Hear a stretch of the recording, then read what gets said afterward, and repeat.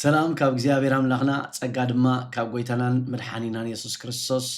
ንዓኻትኩም ይኹን ቅዱሳን ኣብ ዘለኹምዎ ናይ እግዚአብሔር ጸጋን ምሕረትን ምሳኻትኩም ክኸውን እናተመነኹ እዚ በአገልግሎት ዓንዲ ሓቂ ዝዳለው ናይ ራእይ ዮሐንስ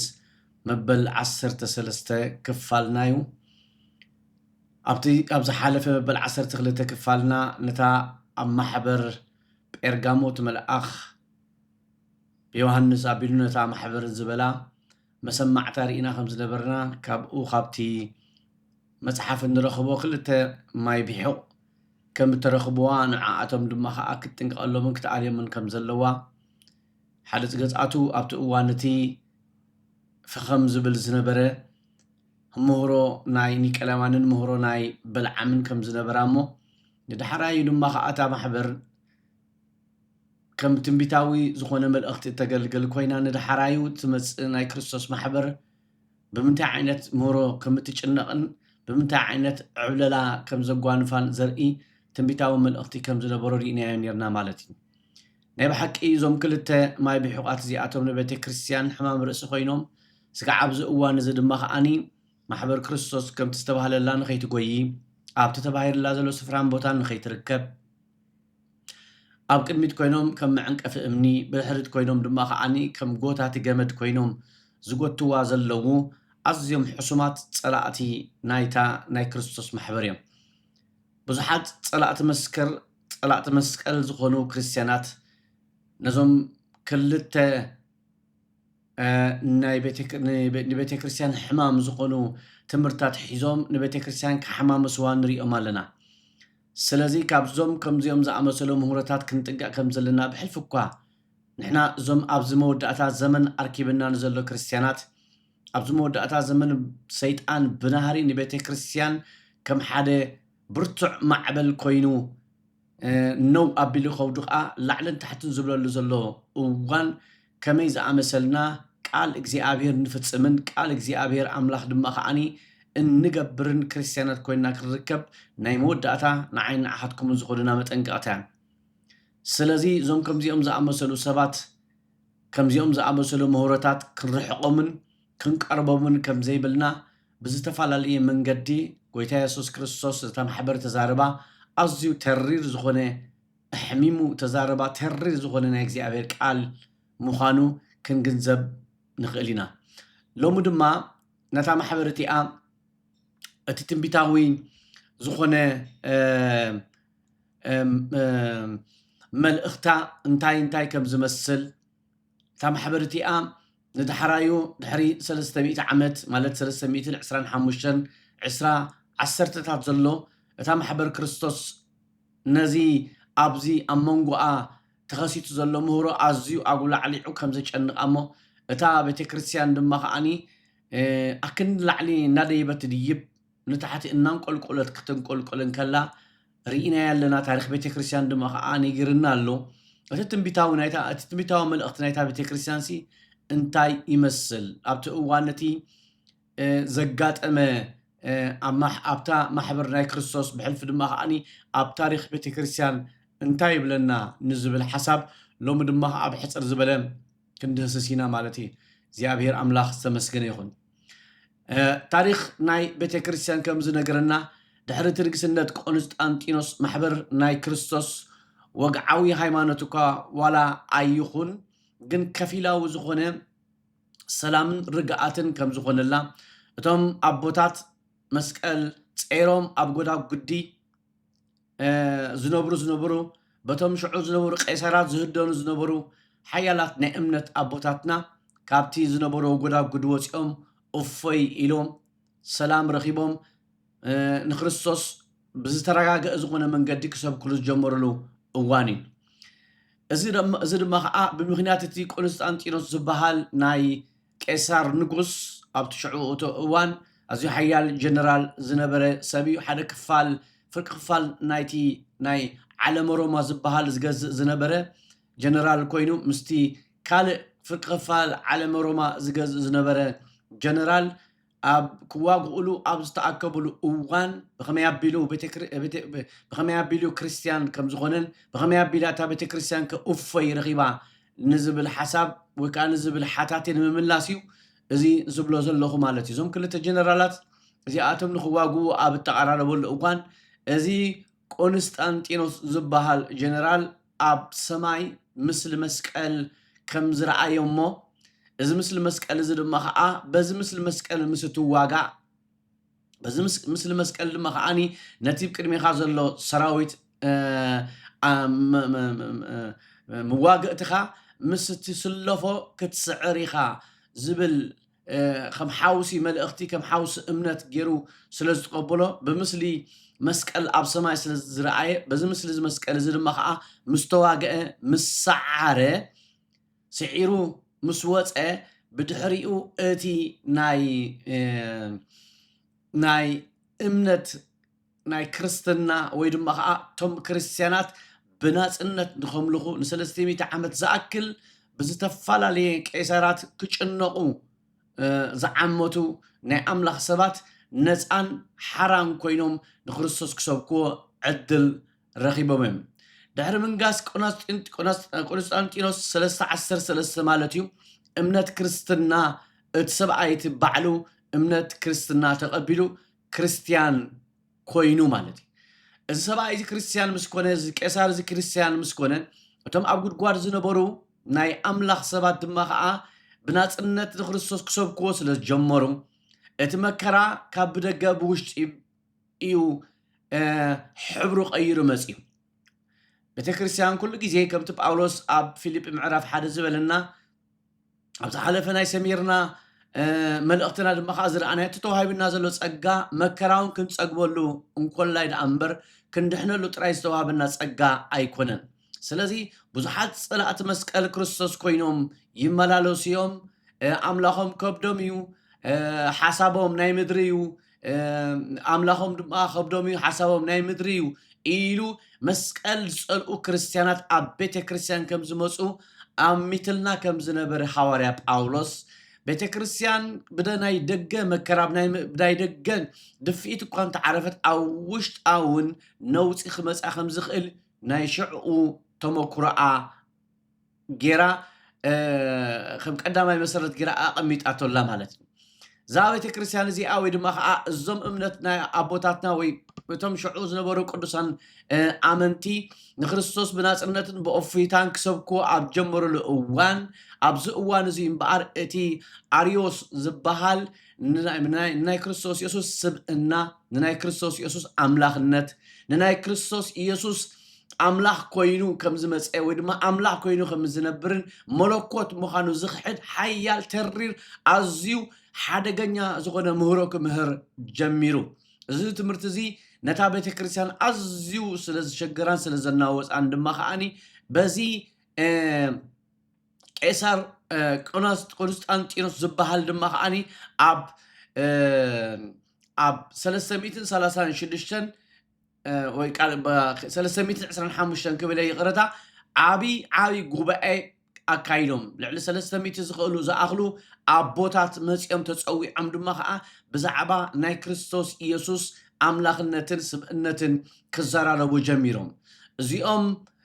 ብስነ መለኮት ኣዝዮም ዕምቀት ዘለዎም ምሁራት ማለት መንፈስ ቅዱስ ዝመሃሮም ንክርስቶስ ድማ ብኣካሎም ማለት ብኣካል ሓሳረ መከራና ፀጉቡ ክሰብክዎ ዝቐነዩ ወይ ዝወርሑን ዝዓመቱን ኣቦታት ድሕሪ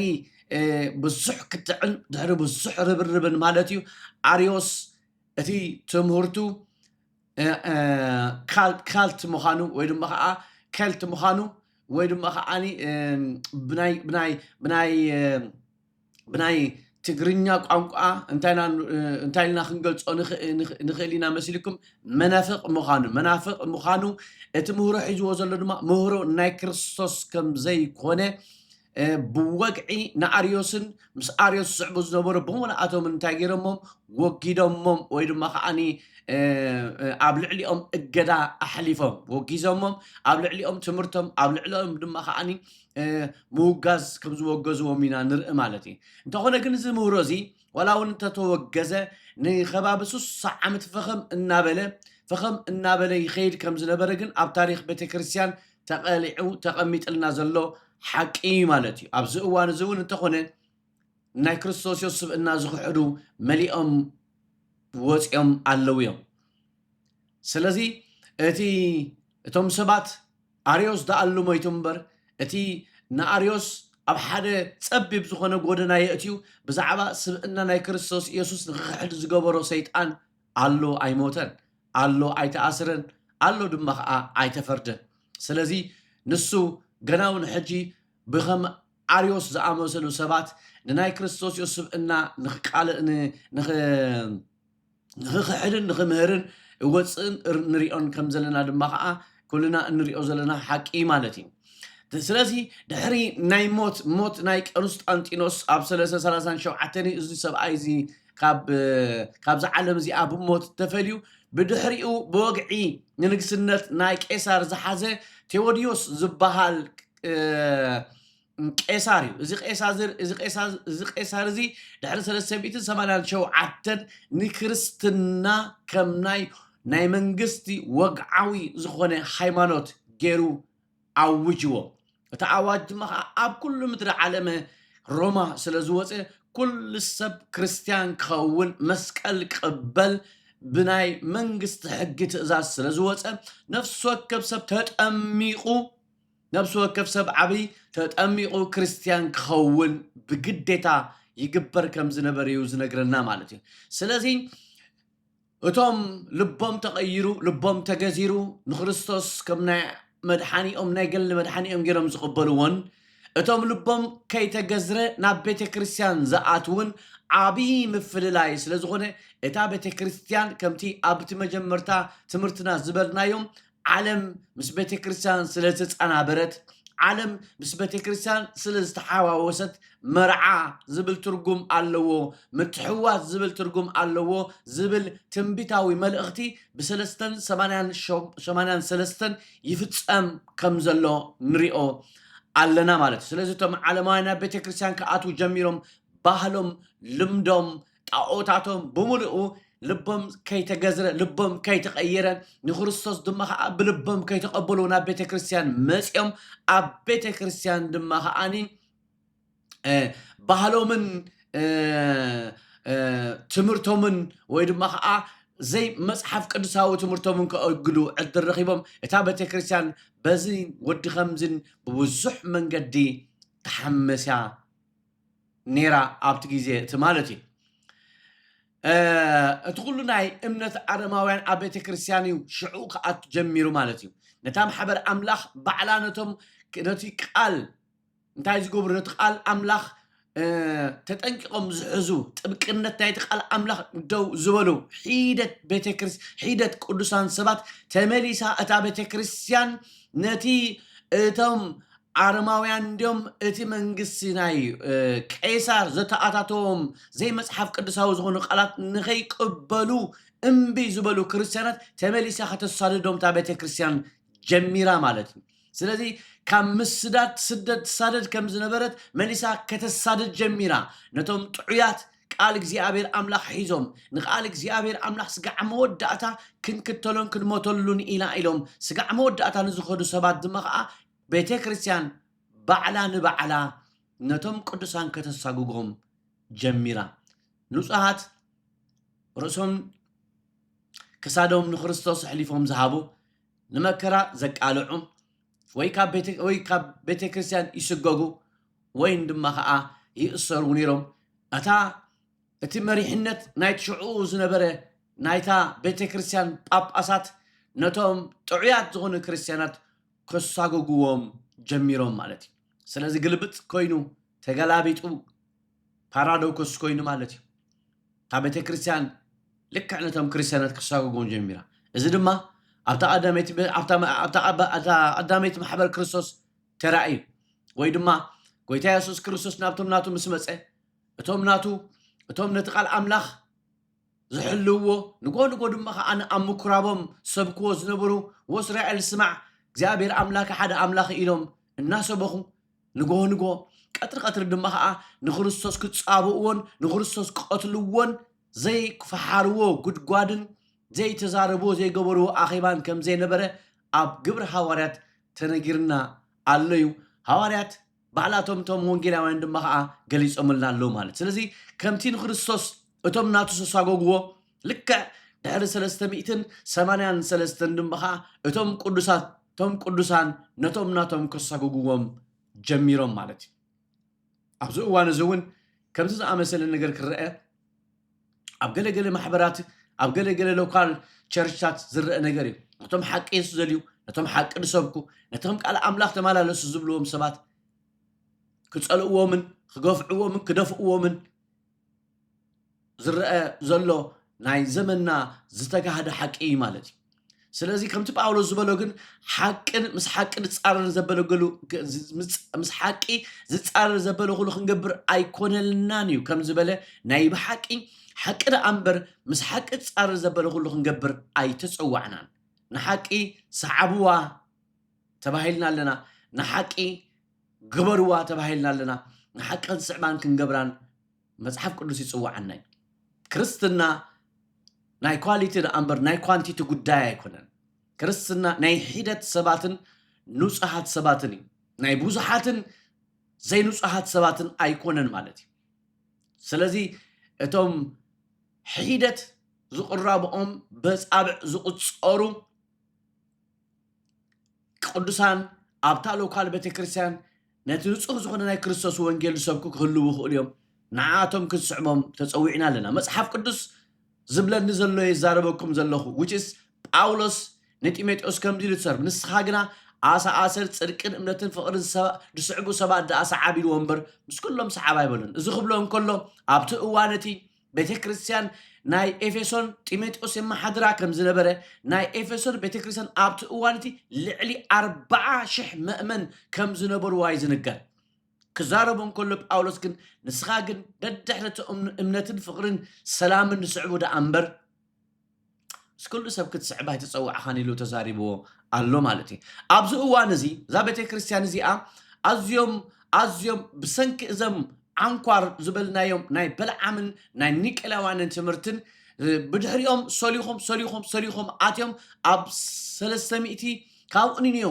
ዝመፁ ኣዝዮም ሓደገኛታት ዝኾኑ ምሁሮታትን ስጋብ ሕጂ ድማ ከዓኒ ምን ቃል ኣበዮምና ዘሎ ኣዝዮም ብዙሓት ምሁሮ ኣለዉ እዮም ኣቦታት ክዛረቡ እንከለዉ ዓሻ ዝተኸሉስ ለባም ነይነቕሎ ኢሎም ስለዚ ዓሻ ዝተኸልዎ ግን ነሎ ሕጂ ስጋብ ሕጂ ምን ቃል ኣቢና ምስዳድ ኣቢና ንነዊሕ እዋን ኣብ ቤተ ክርስቲያን ኣዝዩ ሓደገኛ ዝኾነ ምሁሮ ኮይኑ ይኸይድ ኣሎ ማለት እዩ ሓደ ካብኣቱ ካብቲ ብዙሕ መራሒ ሓደ እንታይ ይመስልኩም እቶም መራሕቲ ናይ ቤተ ክርስቲያን ካብ ባርነት ካብ ምግልጋል ናይ ክርስቶስ ሓዲጎም ናብ ጳጳስነት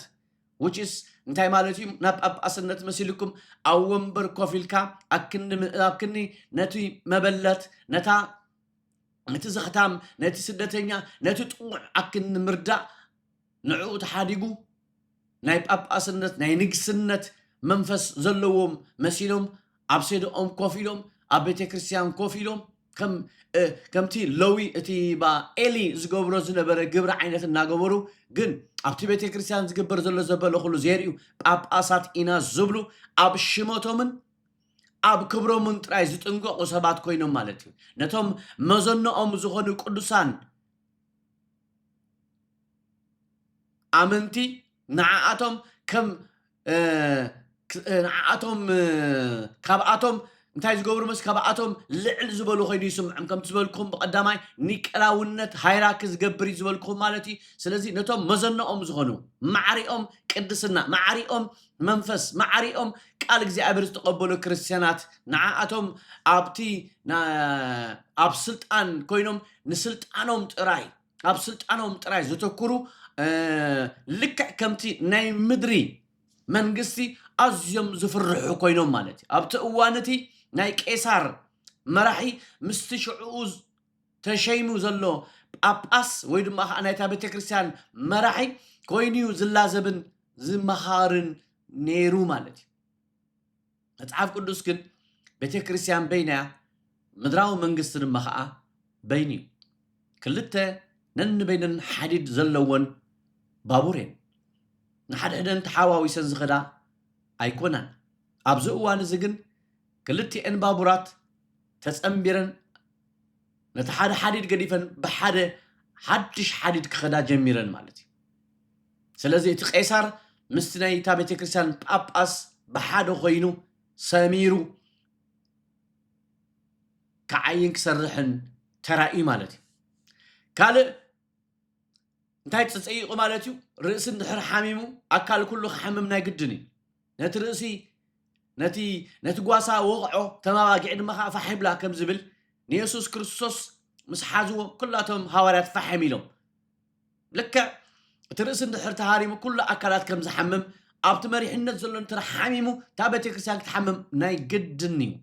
سلازي أبيتي كريستيان أبتي لعلي أبتي رئيسي أبتي مريحنا تعنا انت أهليو بيت كريستيان أوتوماتيكا انت تخون أوتوماتيكا تتعي مالت سلازي ترئيسي تاخوين مسيركم ترئيسي توقعو قال أبز أوان زعاتو تمرتي اتناي كريستوس دم نمذكرتو إنو زحاد قلنا نتناي كريستوس دم كوزدوون كلو بجيجا زغنا مهورتاتن ناي كريستوس دم كوزدوون كلو ليترالي دم ناي كريستوسن ليترالي ناي كريستوس سجا يغيريو زبل مهوراتيو أزي نايتهم شعو زنبرو أمنت زقبلو زنبرو سجا بحجون أبقل قل بيت كريستيانات كم عبي دكتورين كوينون تتحيزو ترخيبو اللوي كان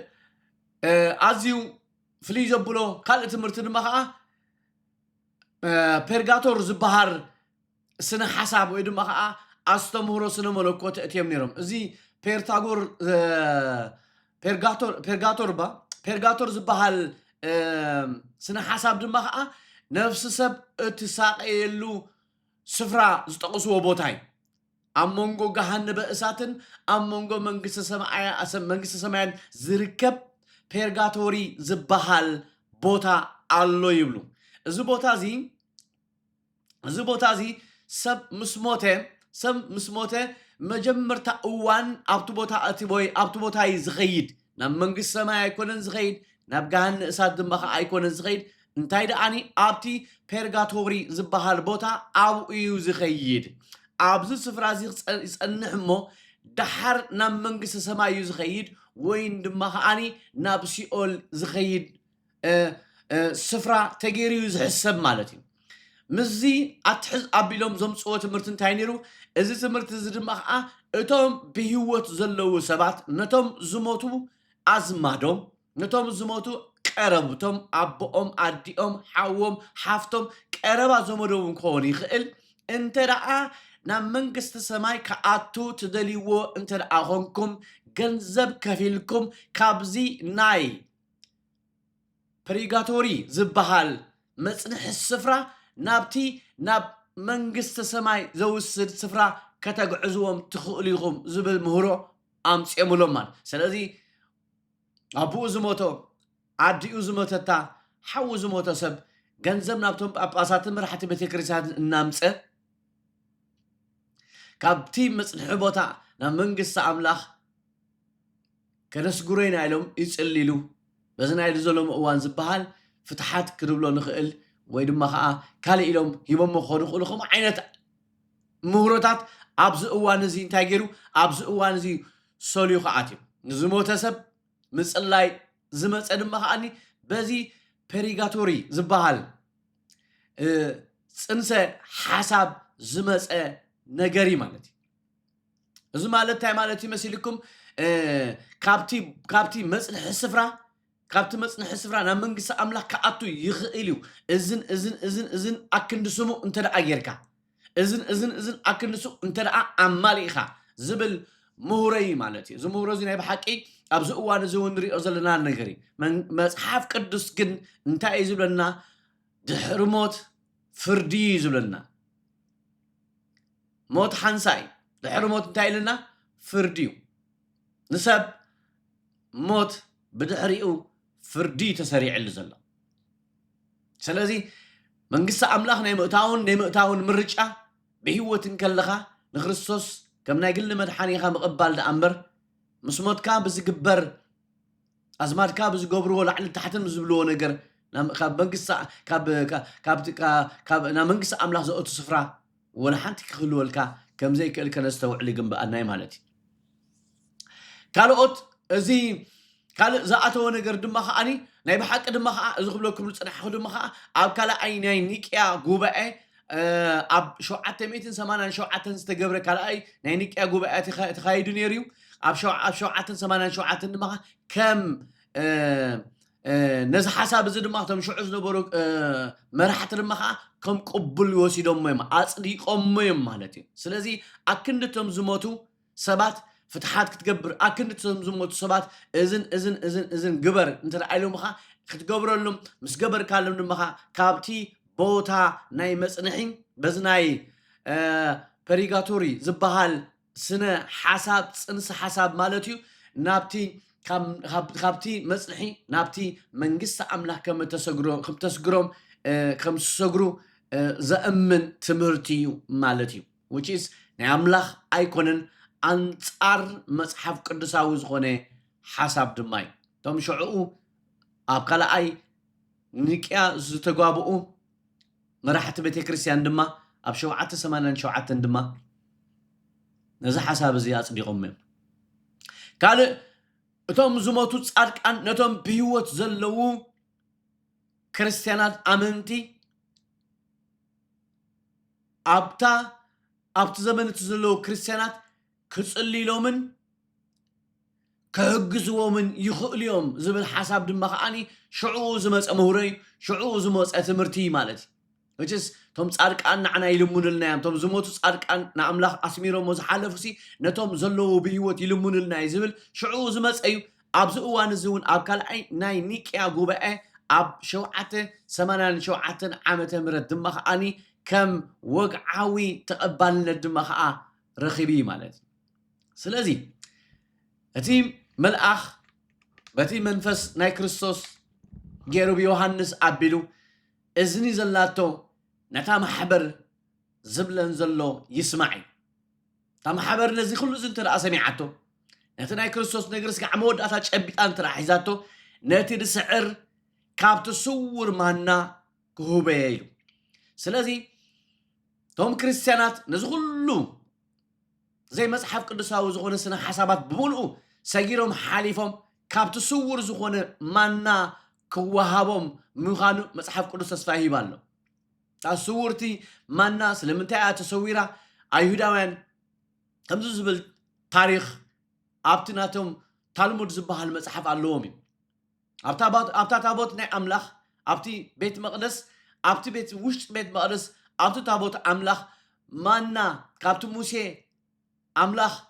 زهبهم زنبر ندك إسرائيل نموسى إجزاء حنتمانا نابتي بيت مقدس تابوت زلوا سفرة أمت إلوه اتمانا حنت معت زوعلي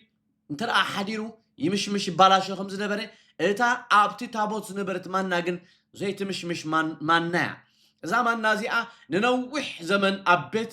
أبتي بيت مقدس مالت أبتي تابوت وشتي يا تقميت أنيرا مستا استتعت ناي أرون بترن مستي عسرت تزادات زحازة صلات ناي زي أبيهرن مالتي دعر بابلون نبي يهودا نبي يرسالم من مديابو جن نبيت مقدس أملاهم سفرسا مسعنوان أبتو وانتز نبره ناي أملاح سب نبي إرمياس نزا نتي تابوت كم زحابو إيو أبتال مدوم ويرمخا أبتي أبتاريخهم أيهوداوያን دزاربو مالتي إذا نبي زي أبت إمبا أبت خرن سينا حبيئو كم زلوا سلزا أمنو تمسيح مسمسة إرمياس كابت حبيئو زلوا خرن سينا أوصيو نمسيح خركبوي ودمخا كم أي زبل إمنة اللوم مالتي سلزا خابز إمنة تتبقيسيو زخون I don't know أيفلتن جن انتايرو أنا تابتكسن نتير سعر كابت تصور مانا خو بيلو which is تصور مانا لنا مالت أيكون كن زارب زلهم نهنا مانا نسو بعلو كريستوس يسوس مانا خوي نمسئلناي ويتا كم زيلو تزاري بنالو نعمنتي قدسان جنا اتي كاب سماي زمس مانا يسوس كريستوس مخانو أبشاد شاي معراف وانجلي يوحنس تزاري بنالو ስለዚ ንዕኡ እንተ ደኣኒ ሒዝናዮ ስጋዕ መወዳእታ ነዚ ተሰዊሩ ኣብ የማን ኣምላኽ ተቐሚጡ ዘሎ ህይወትና ድማ ምስኡ ሰዊርዋ ዘሎ ክርስቶስ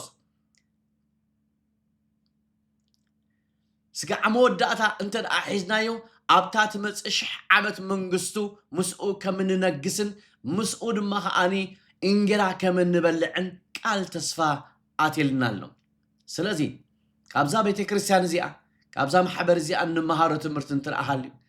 እቲ ሽዑኡ ዝኣተወ ጌጋ ዝኾነ ምህሮታት ሕጂ እውን ፈለኽ እናበለ ኣብ ቤተክርስትያናት ሰሪኹ ብምእታእ ኣብ ብዙሓት ቤተክርስትያናት ይውፀንን ነቕነቕ የብለንን ስለ ዘሎ ንሕና ቅዱሳን ምስቲ ቃል ኣምላኽ ዘይሳነ ዘበለ ኩሉ ምህሮ ከም ተወገዘ ፈሊጥና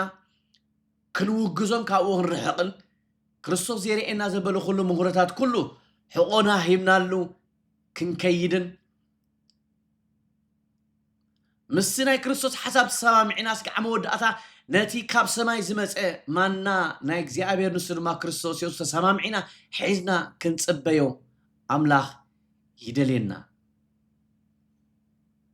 እቲ ኣብ የማን ኣምላኽ ተቐሚጡ ዘሎ ንኩሉ ክሕድሶ ክመጽእ እዩ ክመጽእ እንከሎ ድማ ከዓ ክመጽእ ኣይክድንጉን ድማ ከዓ ኢልና ኣሎ ስለዚ ማና ናይ ህይወትካ ዝኾነ ክርስቶስ ስጋዕ መወዳእታ ኣጽኒዕኻ ሓዞ ስጋዕ መወዳእታ ኣጽኒዕኺ ሓዝዮ ንሱ ምስ መፀ ኣብቲ ንሱ ዝነግሰሉ ስፍራን ቦታን ምስኡ ነጊስኪ ምስኡ ነጊስካ ንህይወትካ ንርእስኻን ክትረኽባ ኢኻ እግዚኣብሔር በዚ መንፈስ እዚ ንመንፈስካን ነብስኻን ስጋኻን ይሓሉ እግዚኣብሔር ይባረኩምን ይሓልኹምን ኣብ ዝመጽእ ዘሎ ግዜ ብዛዕባታ ትመጽእ ዘላ ማሕበር ናይ ክርስቶስ ቲያትራ ክንርኢና